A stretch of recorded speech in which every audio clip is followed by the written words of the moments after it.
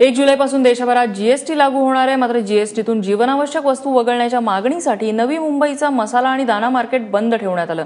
केंद्र सरकारने ब्रँडेड कृषी मालावरती 5% जीएसटी लागू केलाय। त्यामुळे याआधी कर नसलेलं धान्य, कडधान्य, मसाले, हळद यावर कर लागणार आहे।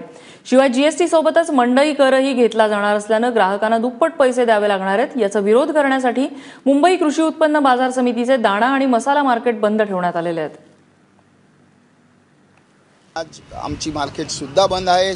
सुमारे 50,000 आमचे व्यापारी परिवार, माथाडी कामगार परिवार, सर्व शेतकरी परिवार इथे आज लाक्षणिक बंद पुकारलेला आहे। आणि आमची मागणी जो आहे तो झिरो कर संदर्भात आहे की लवकरात लवकर जीएसटी मध्ये किराणा माल असेल किंवा कडधान्य, धान्य ब्रँडेड असेल सर्वमध्ये झिरो लागू केला पाहिजे। आणि शेतकऱ्यांचा माल झिरो केला तर ते बोजा निश्चित जनतेवर नाही पडणार आणि जनतेला फायदा होणार।